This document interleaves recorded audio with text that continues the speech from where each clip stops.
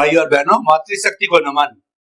Studio में हमें सत्संग कराने स्वामी कमलेशानंद जी अहमदाबाद से हमारे निवेदन पर हमको कृतार्थ करने के लिए पधारे हैं। आप सभी की तरफ से मैं उनके प्रति कृतज्ञता ज्ञापित करता हूँ और हमारी सत्संग उत्तरोत्तर प्रगति की ओर है, बढ़ रही है। आपको आनंद आ रहा है, ये बड़ी प्रसन्नता की बात है। स्वामी जी, हम काफी देर से कुदरत कुदरत कुदरत कहते आए हैं, लेकिन आपके सनातन सत्य कार्यक्रम प्रोग्राम के अनुसार कुदरत, कुदरती कानून और कुदरती रचना क्या है, ये स्पष्ट कीजिए, ताकि कि जो हम बार बार इसका उपयोग कर रहे हैं आम लोगों को ये मालूम पड़ जाए, इसकी परिभाषा मालूम पड़ जावे, इसकी सही समझ हो जावे। तो कृपया आपके मुखारबिंद से ये तीनों जो मुख्य फैक्टर है उसके बारे में आप हमें जो है प्रतिबोधित कीजिए। प्रश्न के लिए धन्यवाद और सभी श्रोताओं को मेरा नमस्कार।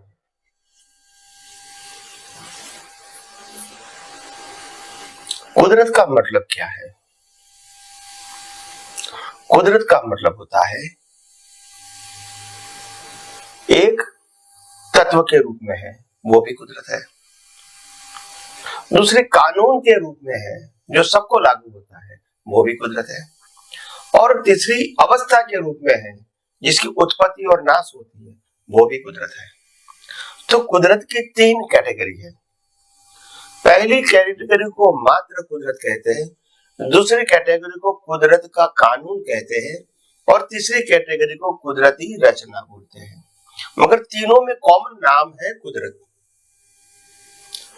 और इस ब्रह्मांड में ये मन वचन काया सहित जो भी दिखता है, अनुभव में आता है, समझ में आता है, आत्मा के अलावा सब कुछ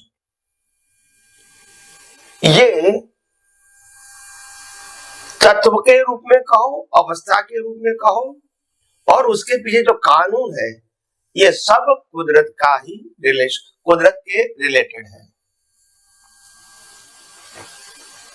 कई सारे लोग प्रश्न करते हैं कि आपने आत्मा को भी कुदरत क्यों बताया?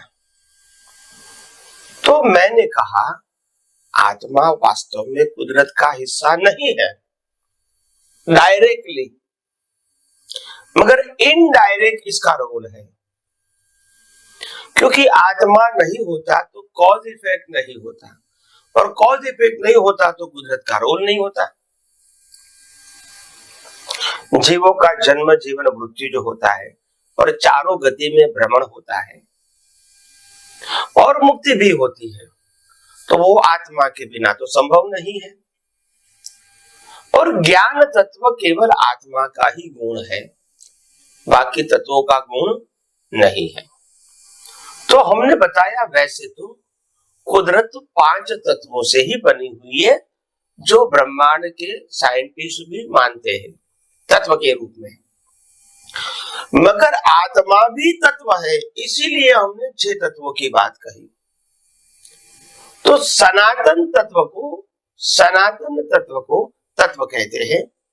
इसमें से 5 तत्व जो है वो अवस्थाएं बनाता है, जिसमें सर्जन और विसर्जन आ जाता है, जन्म, जीवन, मृत्यु भी आ जाता है,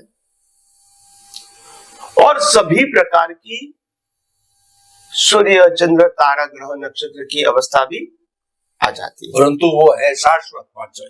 हाँ, तो अवस्था के रूप में टेम्पररी है और तत्व के रूप में परमानेंट है। और ये 5 तत्व वो मूल कुदरत है, जिसका संचालन कुदरत का कानून करता है, जिससे कुदरती रचना बनती है। आत्मा का क्रिएशन, आत्मा का ऑपरेशन और आत्मा की मुक्ति कुदरत डायरेक्टली तय नहीं करती है, मगर आत्मा की हाजिरी में आत्मा का जो स्वाभाविक ज्ञान है वो जब विभाविक रूप में काम करता है अहंकार और बुद्धि के माध्यम से, इससे जो अवस्था बनती है उसका क्रिएटर, ऑपरेटर, डिस्ट्रॉयर कुदरत है। तो आत्मा की विभाविक अवस्था को ही प्रतिष्ठित आत्मा कहते हैं। तो विभाविक अवस्था जो है वो भी आत्मा की हाजिरी से ही प्रस्थापित होती है। अभी हम मूल बात करें कि कुदरत क्या है। कुदरत का मतलब होता है 6 तत्वों का सम्मेलन। इसमें चेतन भी आता है, जड़ भी आता है, इसमें गति सहायक भी आता है, स्थिति सहायक भी आता है, इसमें समय तत्व भी आता है और आकाश तत्व भी आता है। तो ये 6 प्रकार के तत्व को अगर एक नाम बताया जाए तो कुदरत है। कई लोग कहते हैं कि आप आत्मा को कुदरत के साथ क्यों जोड़ दिया? तो मैंने कहा आप हवा ले लो, पानी ले लो, वनस्पति ले लो, आत्मा कहां नहीं है? अग्नि ले लो, इसमें भी आत्मा है। और चारों गति के जीवों में तो आत्मा है ही। तो चेतन तत्व है जो, उसको परमानेंट बोलते हैं क्योंकि तत्व है। और चेतन तत्व की क्वालिटी है, एक तो वो परमानेंट है,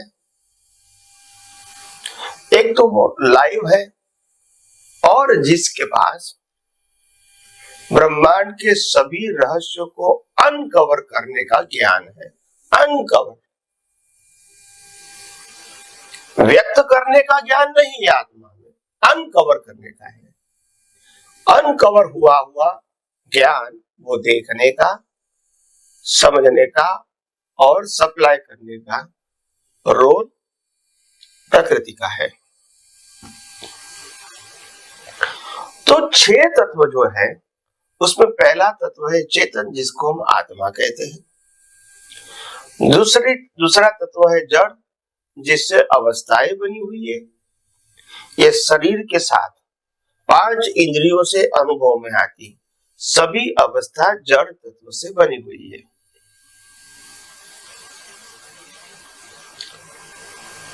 तीसरा तत्व गति सहायक यानी मोशन, मोमेंट।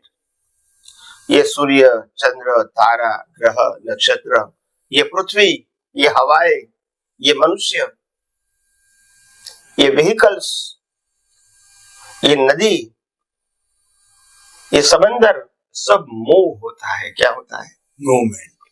मोमेंट। तो सभी प्रकार की मूवमेंट के पीछे एक गति सहायक तत्व है, मोशन।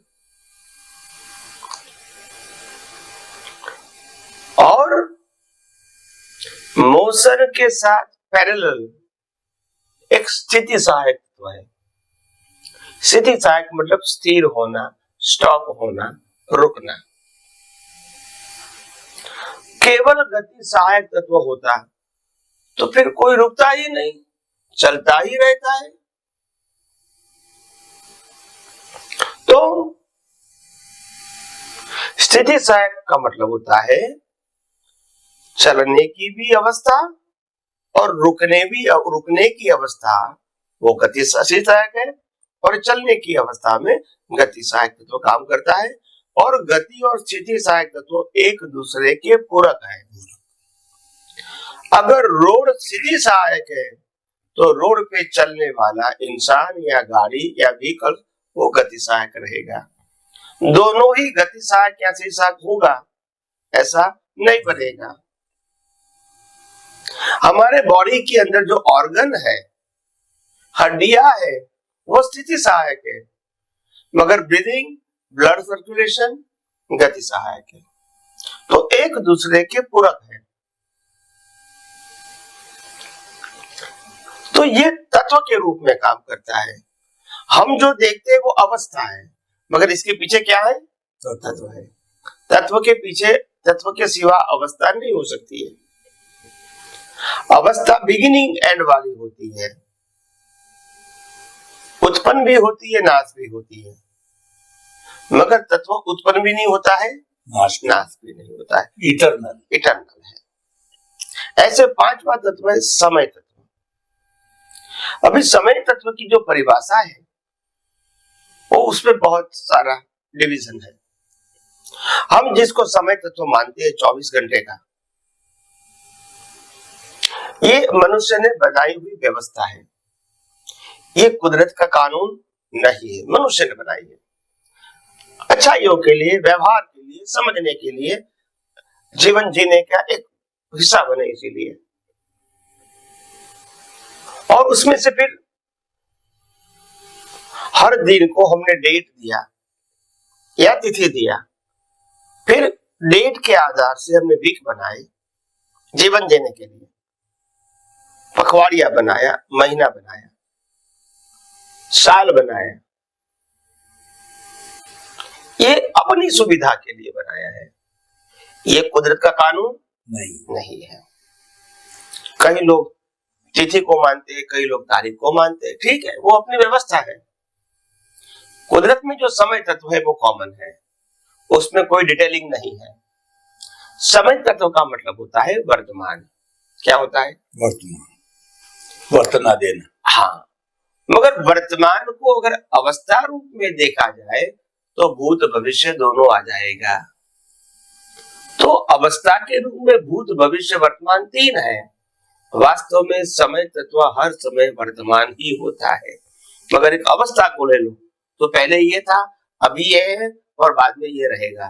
तो अवस्था के रूप में जाओगे तो थ्री पीसेस होगा। वास्तव में समय तत्व वर्तमान ही होता है, उनका कोई पीसेस नहीं है।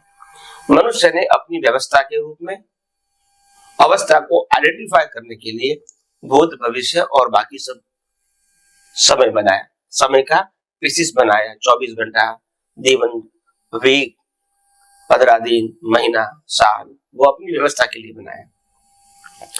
कुदरत मनुष्य की बनाई हुई व्यवस्था पे चलता नहीं है। हम कहते ठंडी, गर्मी, बारिश, और इसी उसको हम महीनों के साथ जोड़ देते हैं। तो कुदरत ऐसा नहीं है। तो अपनी एक बेसिक समझ के लिए हम बनाते हैं, वो ठीक है। कुदरत तो इतना ह्यूज फॉर्म में काम करता है कि इंसान को बुद्धि से या इंद्रियों से समझ में नहीं आता है। सतयुग होता है तो किस परिस्थितियों को पैदा करना, कलयुग होता है तो किस परिस्थितियों को पैदा करना, यह कुदरत का काम है। और व्यक्तिगत रूप से उसको कैसे रिसीव करना, यह इंसान का काम है। सतयुग में भी कलयुग जैसा इंसान हो सकता है और कलयुग में भी सतयुग जैसा इंसान सोचने वाला हो सकता है। तो हम सोच बदल सकते हैं, सतयुग कलयुग को नहीं बदल सकते हैं। तो यह समय तत्व है, और बिना समय तत्व जीवन जीना संभव नहीं है। तो तत्व परमानेंट है, अवस्था टेम्परेरी है। इसके अलावा लास्ट में जो है वो स्पेस है, अवकाश, आकाश, जिसमें ये सब अवस्थाएं बनती रहती है। बिगिनिंग और एंड होता रहता है, सर्जन विसर्जन होता रहता है, जन्म जीवन मृत्यु होता रहता है, अवस्थाएं पैदा भी होती है, रहती भी है और समाप्त भी हो जाती है। तो ये स्पेस के अंदर बनता है। तो ये 6 तत्व का एक नाम है कुदरत। मगर कुदरत में अगर हिस्सा करना जाए तो 2 भाग होगा, एक चेतन और बाकी जड़। जब कुदरत के कानून की बात करेंगे तो जड़ तत्व को लागू पड़ेगा। किसको लागू पड़ेगा? जड़। चेतन को लागू नहीं लगेगा, स्वयं भू है। अगर चेतन को लागू होगा तो फिर मोक्ष का कंट्रोल भी उसके पास हो जाता है। वैसे कुदरत और कुदरती कानून से आत्मा बाहर है, मगर आत्मा को समझे बिना आत्मा को समझे बिना, आत्मा की अस्तित्व को समझे बिना ब्रह्मांड के रहस्य को समझना आसान नहीं है। क्योंकि आखिर समझने वाला कौन? आत्मा। बाकी बात तो जड़ है, जिसके पास ज्ञान ही नहीं है। तो इसीलिए उसको कुदरत का हिस्सा बनाया, नहीं तो फिर ये अवस्थाएं बनती नहीं, ये चारे गति बनती नहीं है। तो कहने का मतलब ये कि 6 तत्वों का एक नाम है कुदरत, और ये दुनिया 6 तत्वों से बनी है। मगर लोगों के पास इतना विजन न होने के कारण ये दुनिया भगवान ने बनाई ऐसा मानते हैं। हालांकि दुनिया तो स्वयंभू है, इसका कोई क्रिएटर ऑपरेटर नहीं है।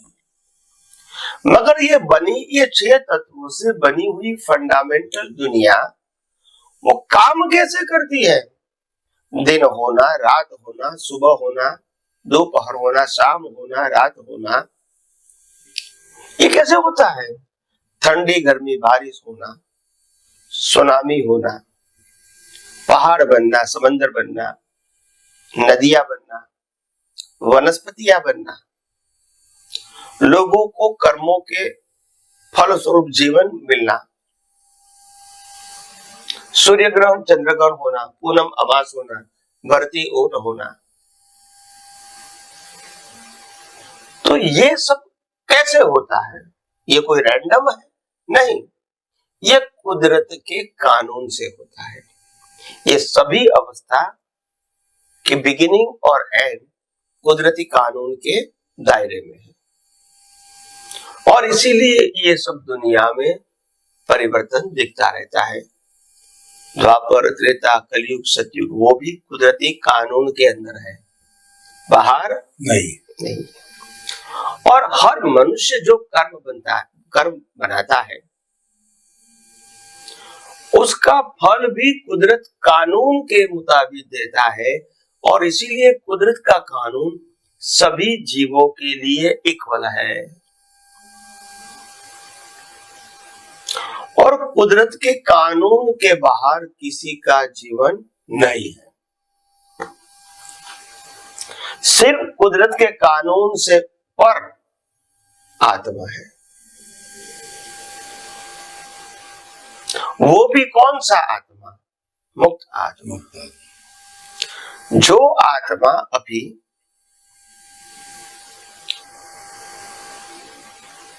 अज्ञानता के वश, बहिर्मुखी दृष्टि के वश कर्म बनाता है, वो डायरेक्टली कुदरती कानून के अंदर नहीं है, मगर इनडायरेक्टली वो मुक्ति भी पा सकता नहीं है। क्योंकि कुदरत का कानून है, जिस आत्मा की हाजिरी से अज्ञानता के वश कर्म बनेंगे, उसी आत्मा की हाजिरी से कर्मों की भुगतान भी होगी, चाहे मनुष्य भाव में, चाहे पशु योनि में, चाहे नरगति में, चाहे देव योनि में, आत्मा को रहना ही पड़ेगा। तो कई लोग कहते हैं कि भाई कुदरत का कानून वैसे क्या है? इसकी कोई बुक्स होती है, डायरी होती है? नहीं, ये तो यूनिवर्सल है, आपको खुद को समझना पड़ेगा। कर्म का सिद्धांत वो कुदरत का कानून है, कर्म का फल, ये जन्म मरण होता है वो भी कुदरत का कानून है, ये दिन रात होता है वो भी कुदरत का कानून है। यानी सभी प्रकार की अवस्थाएं वो कुदरती कानून से ही होती है। तो जैसे जैसे आगे जाएंगे हम इस विज्ञान को और विस्तार से नेक्स्ट एपिसोड में समझाने की कोशिश करेंगे। स्वामी जी, आपका बहुत बहुत धन्यवाद। आपने कुदरत को बताया कि जहां पर 6 शाश्वत द्रव्य, चेतन, अचेतन और गति सहायक, स्थिति सहायक, समय और स्पेस, ये रहते हैं, वह कुदरत है। और ये किसी पर्टिकुलर कानून पे करता है, सीधे रूप से आत्मा पे कुदरत का कानून नहीं करता। लेकिन आत्मा जब तक मुक्त नहीं होती पूरा सहयोग करती है, और मुक्त होके भी और सिद्ध शिला में कुदरत में ही रहती है, तो परम सहयोगी है, कुदरती कानून से परे है, लेकिन उसके सहयोग बिना वो कुछ नहीं करती। बहुत बहुत बहुत सुंदर स्पष्टीकरण हम लोगों को पूरी जानकारी मिली। स्वामी जी आपके प्रति बहुत बहुत धन्यवाद और जय सच्चिदानंद। जय सच्चिदानंद।